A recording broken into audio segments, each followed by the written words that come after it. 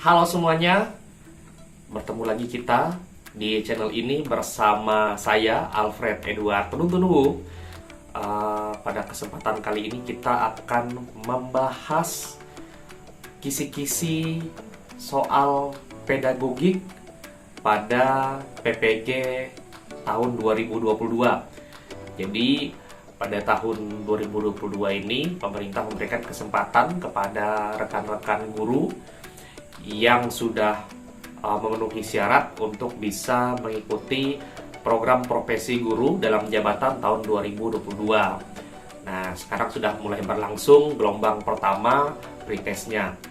Saya sendiri sudah mengikuti kegiatan PPG ini pada tahun 2021 dan puji Tuhan saya bisa lulus. Nah, pada kesempatan kali ini kita akan sama-sama membahas kisi-kisi pretest PPG khususnya bidang biologi.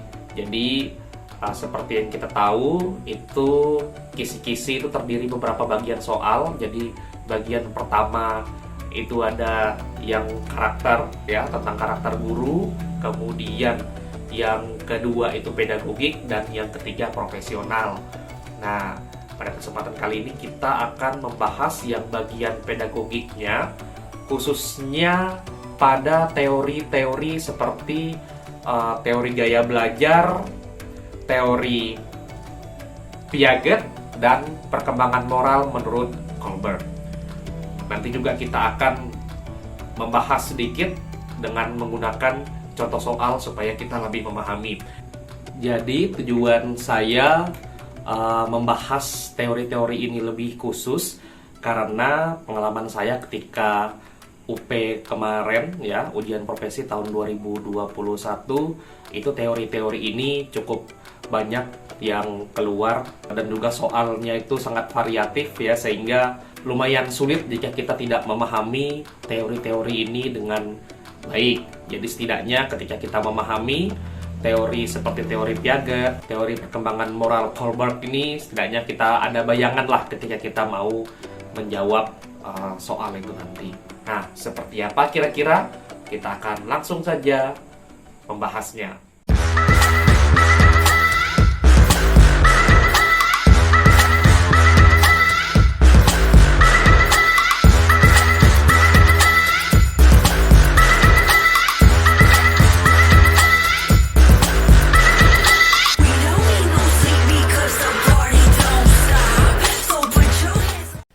Oke, kita mulai pembahasannya. Pertama-tama kita cek kisi-kisinya dulu. Jadi ini kisi-kisi yang saya gunakan, ini bidang biologi ya. Jadi untuk kisi-kisi pertama di situ ditulis, disajikan contoh kasus metode pembelajaran yang digunakan guru di kelas. Peserta dapat mengevaluasi pembelajaran guru atas dasar pertimbangan gaya belajar siswa. Nah, ini maksudnya di sini kita diminta untuk menganalisis soalnya nanti ya, akan disajikan seperti studi kasus gitu. Terus kita disuruh menjawab kira-kira gaya belajar yang paling tepat digunakan oleh guru itu apa. Nah, sebelum kita masuk ke pembahasan soal, kita perlu memahami dulu apa itu gaya belajar ya.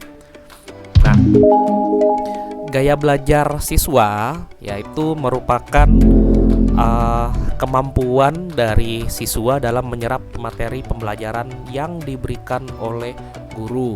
Karena pada dasarnya setiap siswa itu memiliki kemampuan atau metodenya masing-masing dalam memahami pembelajaran yang diberikan oleh guru. Nah, jadi pada dasarnya gaya belajar siswa itu terbagi menjadi 3 jenis ya. Ada gaya belajar visual, gaya belajar auditif, dan yang terakhir adalah gaya belajar kinestetik. Nah, saya jelaskan dulu.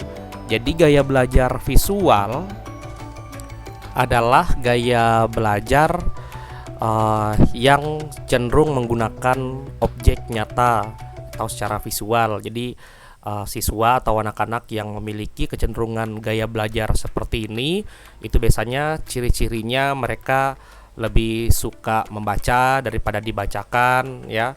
Kemudian lebih gampang memahami pembelajaran misalnya menggunakan media-media visual seperti video, animasi ya, atau objek nyata secara langsung. Nah, sedangkan siswa dengan kecenderungan gaya belajar auditif itu biasanya lebih suka mengingat atau lebih gampang paham dengan cara mendengar. Jadi biasanya siswa seperti ini dia suka berdiskusi ya. Dia senang membaca, tapi membaca dengan mengeluarkan suara. Dia juga kemampuan berbicaranya fasih, bagus. Nah, itu biasanya siswa dengan kecenderungan gaya belajar auditif.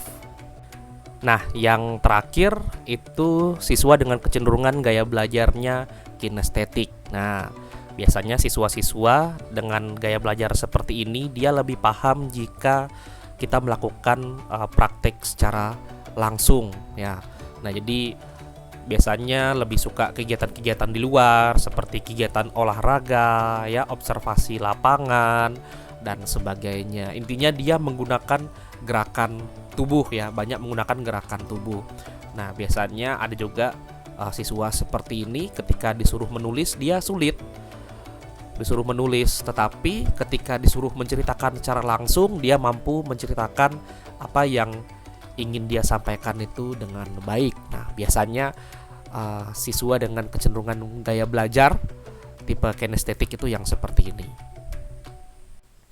Baik, sekarang kita akan masuk ke bagian pembahasan soal dari teori gaya belajar ini. Di sini saya sudah menyiapkan 2 soal. Nanti kita akan membahas kira-kira jawaban apa yang paling benar. Oke, ini soal yang pertama. Soalnya, Bu Ani mengajak siswa kelas 5 ke ladang jagung milik petani untuk mengamati tanaman jagung yang siap dipanen muda. Selanjutnya, Ibu Ani memeriksa laporan hasil observasi siswa. Dari hasil klasifikasi, kecenderungan gaya belajar siswa diperoleh peringkat hasil belajar terbaik berasal dari pembelajaran berupa observasi di luar kelas. Nah, hal ini menunjukkan siswa memiliki kecenderungan gaya belajar melalui A. Visual auditif, B. Visual kinestetik, C. Auditif kinestetik, dan D. Auditif visual dan kinestetik.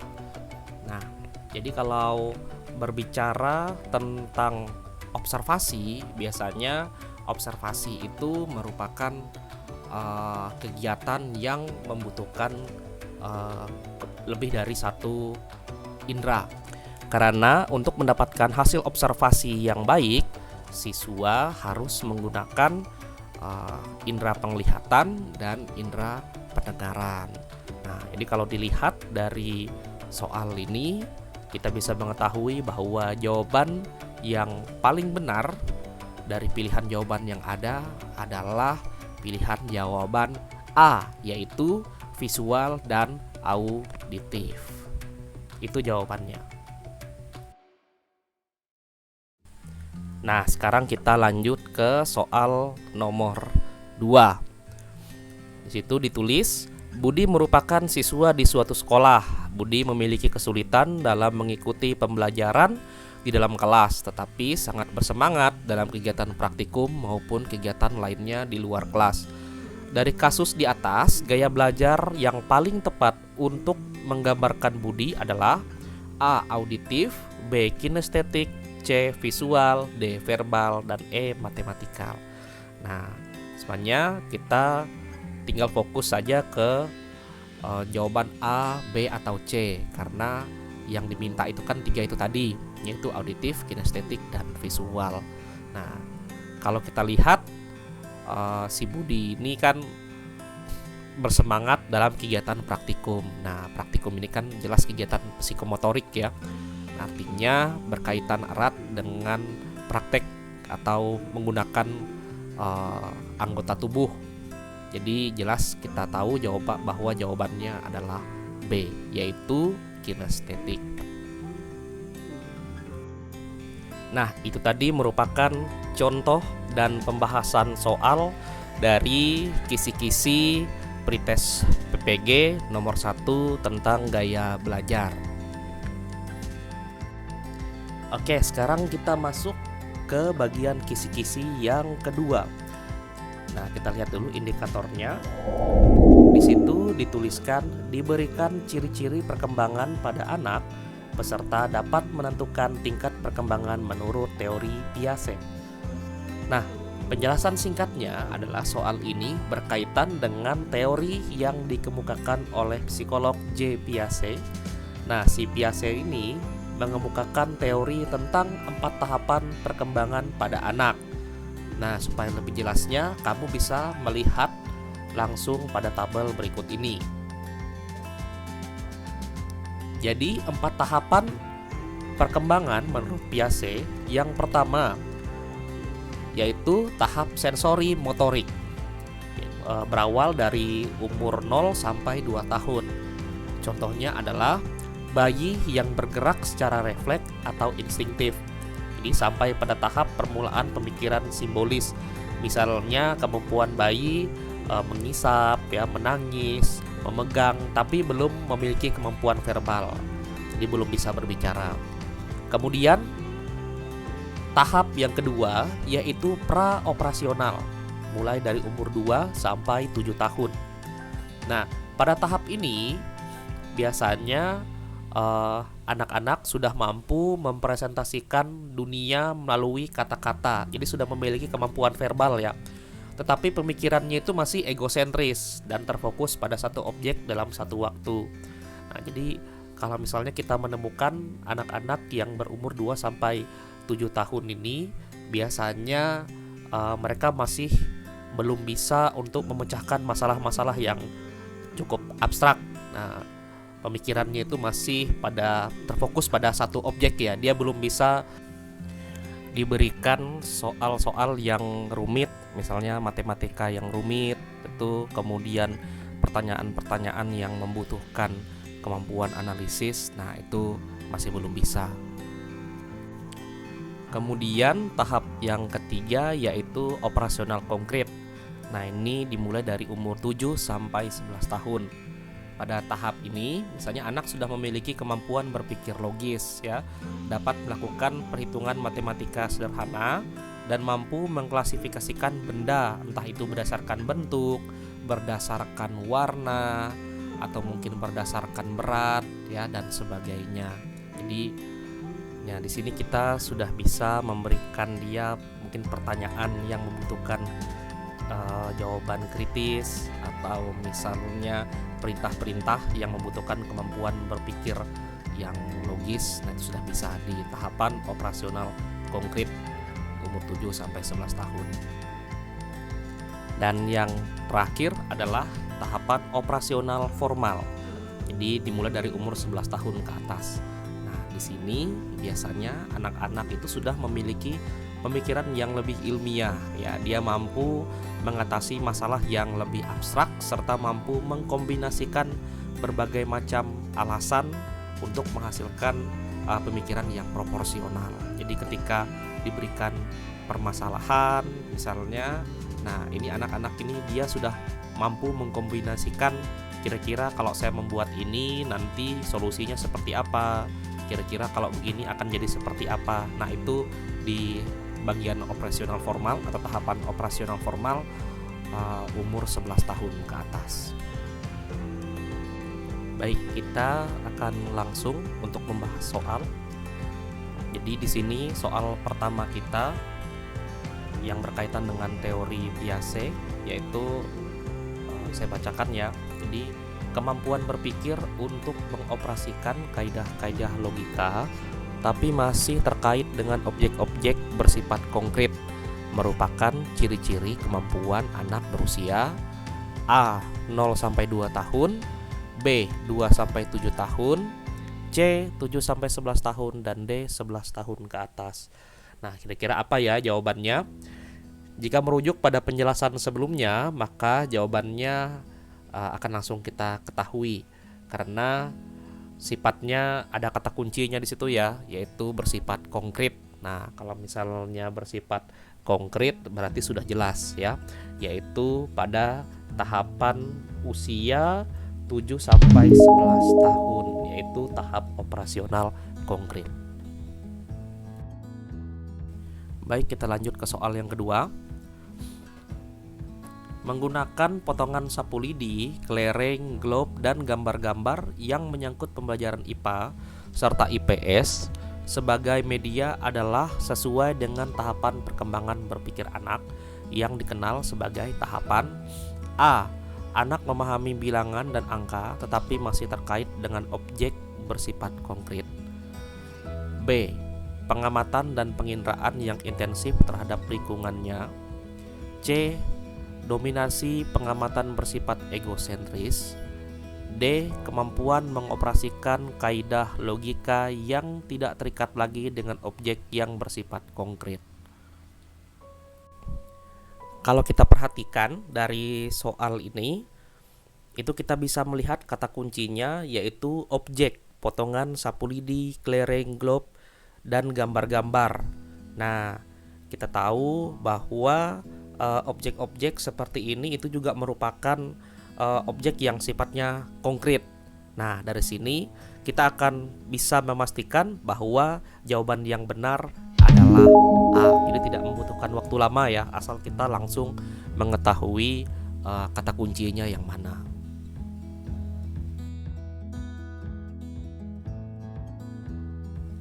Baik, sekarang kita sudah sampai kepada kisi-kisi yang ketiga.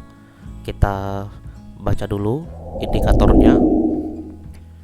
Jadi di situ tertulis disajikan contoh kasus komitmen siswa dalam menyelesaikan tugas proyek biologi. Peserta dapat menentukan tahap perkembangan moral siswa menurut Kohlberg. Nah, jadi pada bagian ini kita dituntut untuk memahami teori perkembangan moral siswa menurut Kohlberg.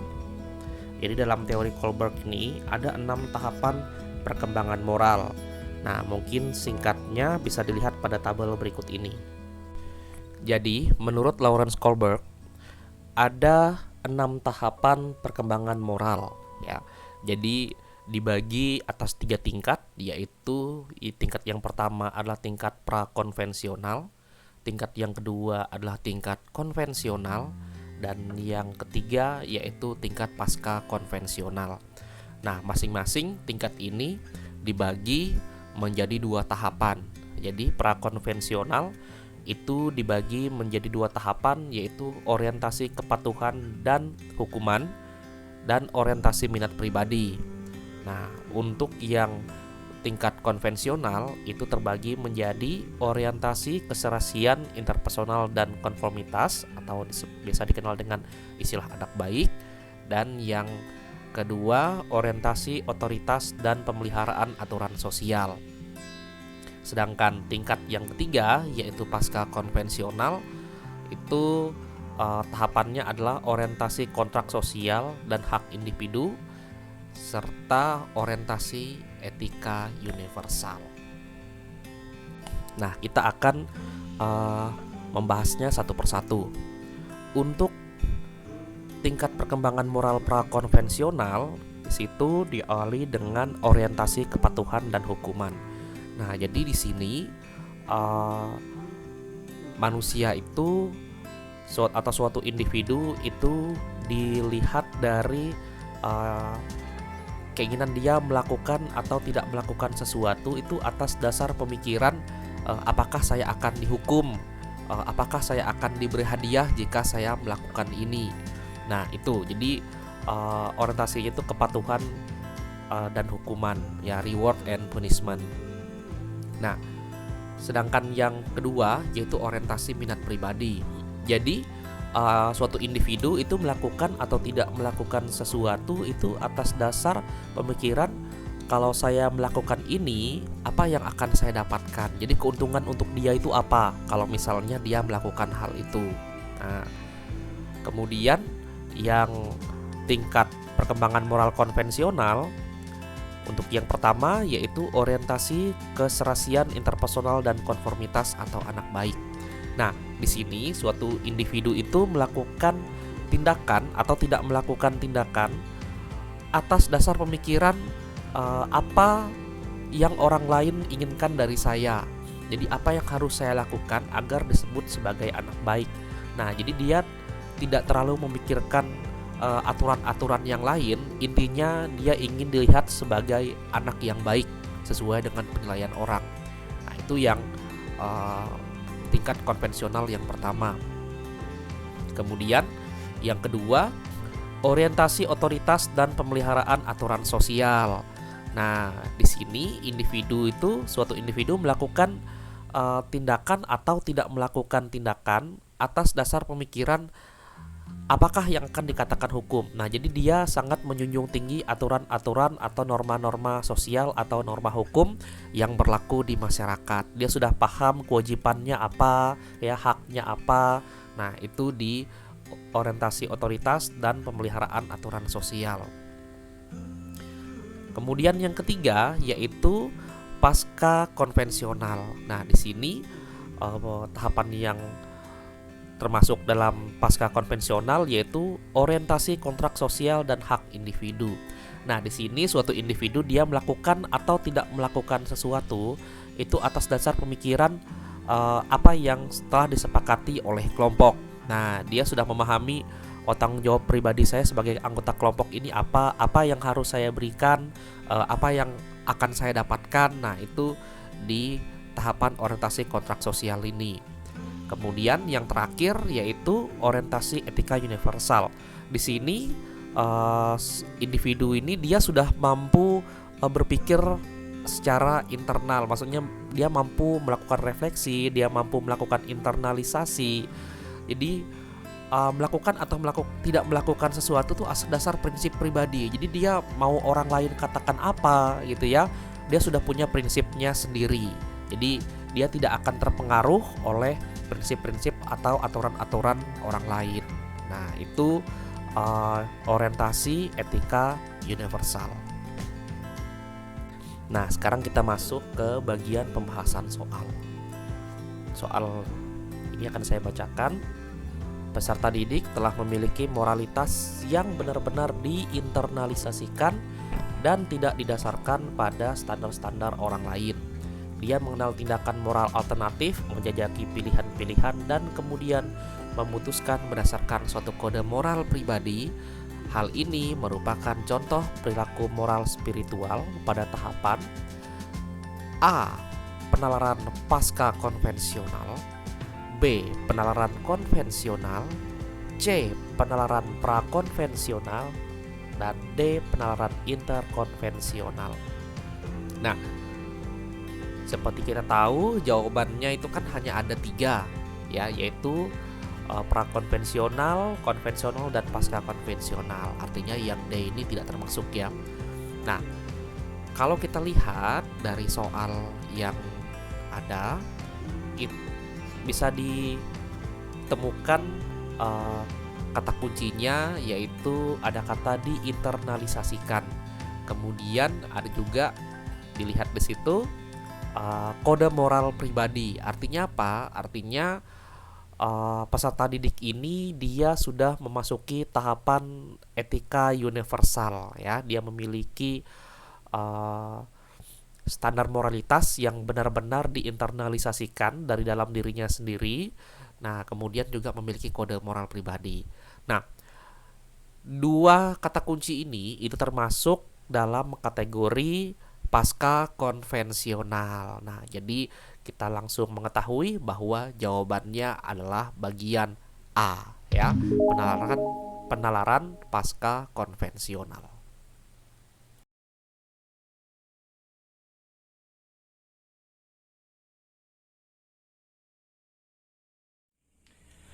Oke, semoga penjelasan yang singkat tadi bisa sedikit memberikan gambaran untuk teman-teman semuanya yang akan menghadapi pretest PPG dalam jabatan tahun 2022.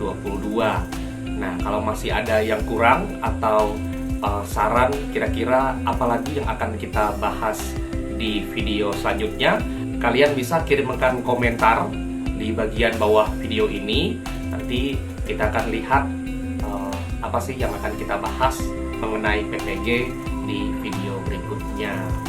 Tetap semangat, tetap berusaha, semoga ujian pretest PPG-nya mendapatkan hasil yang terbaik. Sampai jumpa lagi.